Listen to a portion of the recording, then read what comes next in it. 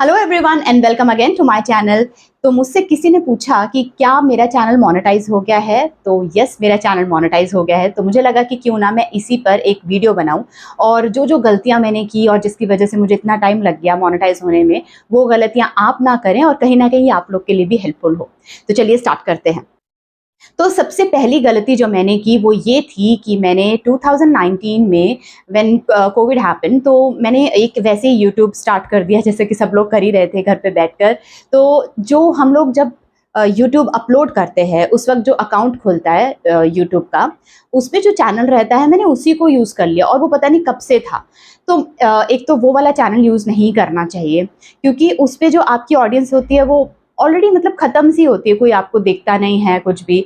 तो वो मेरी एक गलती थी। दूसरी गलती मेरी ये थी कि मैंने ज़बरदस्ती अपने रिलेटिव्स को, अपने फ्रेंड्स को बोल कर अपना चैनल सब्सक्राइब करवाया, क्योंकि मुझे लगा कि उसमें क्राइटेरिया था कि 1000 आपके सब्सक्राइबर्स हो जाएं और वॉच टाइम जो है वो 4000 हो जाए। तो मुझे लगा कि चलो 1000 सब्सक्राइबर तो मैं कर ही देती हूँ। लेकिन आप ही बताइए, अगर आपको कोई कंटेंट पसंद नहीं आ रहा है तो आप उस चैनल को नहीं देखोगे। बेशक आपने फ्रेंडशिप में किसी को सब्सक्राइब कर भी दिया है, लेकिन आप अपना टाइम क्यों वेस्ट करोगे जब आपको कोई इंटरेस्ट ही नहीं आ रहा है। तो वही चीज़ थी कि मैंने सब्सक्राइब तो करवा दिया सबसे, लेकिन वॉच टाइम कैसे बढ़ेगा, क्योंकि कोई मेरा चैनल देखता ही नहीं था।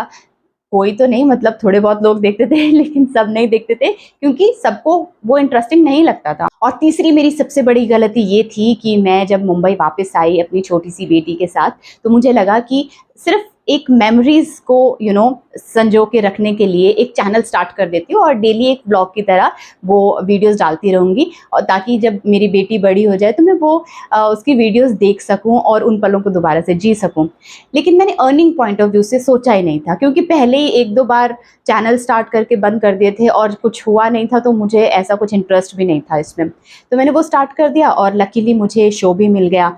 तो मैंने शो भी स्टार्ट किया अपना, बालाजी का कुंडली भाग्य मैं कर रही थी, तो वो शो भी मैंने साथ के साथ किया। तो वहाँ पे भी मैंने व्लॉग बनाना शुरू किया और वो एकदम से मोनेटाइज हो गया और अचानक से मेरे सब्सक्राइबर भी बढ़ गए, क्योंकि ऑब्वियसली सीरियल था तो सब लोग उसी वजह से जुड़े थे साथ में। लेकिन मैंने जो डिटेल्स रहती हैं, जब आप यूट्यूब चैनल स्टार्ट करते हो, जो डिटेल्स रहती है उसमें मैंने अपनी डिटेल्स करेक्ट ही नहीं की थी। मतलब मेरा जो नाम है, उसका जो सरनेम है, वो मैंने शादी से पहले का जो था उसी को यूज़ कर रही थी। मेरे डॉक्यूमेंट्स, मेरा बैंक अकाउंट सब उसी में चल रहे थे, तो मैंने कभी किया नहीं था चेंज।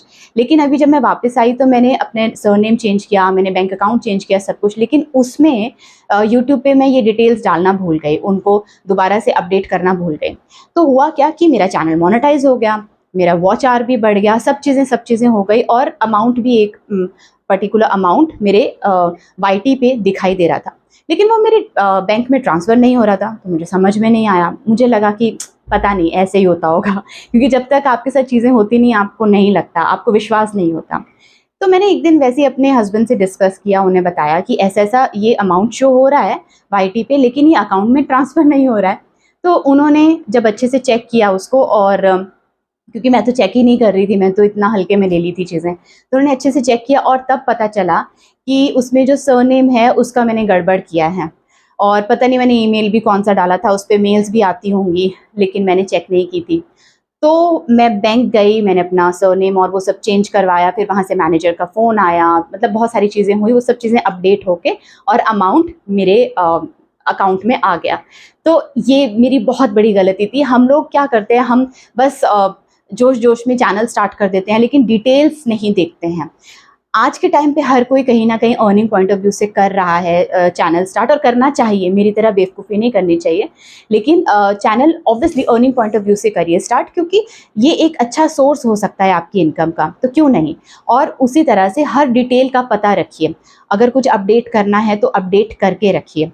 तो ये मेरी एक और गलती थी। और चौथी जो सबसे बड़ी गलती हम लोग करते हैं, कंसिस्टेंट हम लोग बिल्कुल नहीं रहते हैं। मैं अगर अपनी बात करूँ तो मैंने जिस तरह से व्लॉग स्टार्ट किए थे, फिर मेरा शो चला था, तो बीच में क्या हुआ था कि 15-20 दिन डे नाइट शूट चल रहा था, और मैं शूट कर भी लेती थी, लेकिन मैं एडिट करना या फिर वॉइस ओवर देना इसका टाइम ही नहीं निकाल पा रही थी।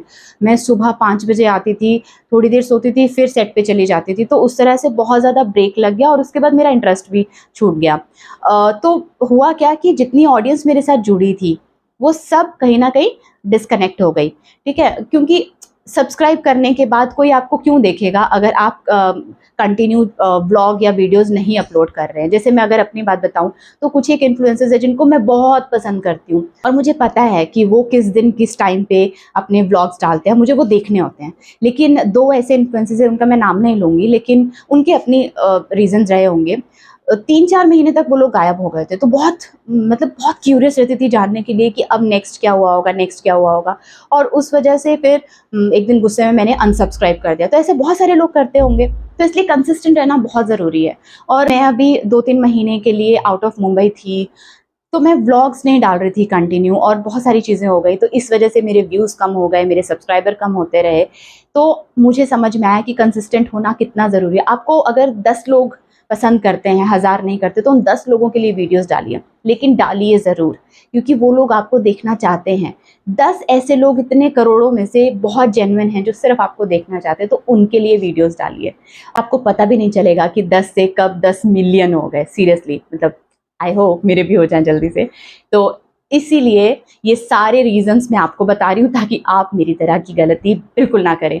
और मुझे लगता है कि जो भी मैं सीखती रहूँगी, ऐसी और भी बहुत सारी चीज़ें हैं जो मैं अपनी इस यूट्यूब जर्नी में सीखी हूँ। तो मुझे लगता है कि हफ़्ते में एक डेडिकेटेड वीडियो मैं बनाऊँगी जो इन्फॉर्मेटिव रहेगा, ताकि जो गलतियाँ मैं कर रही हूँ, जो मैं सीख रही हूँ, हर बार गलतियाँ नहीं करती हूँ। जो मैं सीख रही हूँ वो मैं आप लोगों को भी बताऊँ, ताकि आप लोगों को भी वो हेल्पफुल हो सके। और अगर आपका भी कोई क्वेश्चन है, आप कुछ जानना चाहते हैं, तो कमेंट बॉक्स में कमेंट कर दीजिए। अब मैं आपसे मिलती हूँ अपने नेक्स्ट वीडियो या नेक्स्ट व्लॉग में। तब तक के लिए रखिए अपना ढेर सारा ख्याल। Bye bye and take care.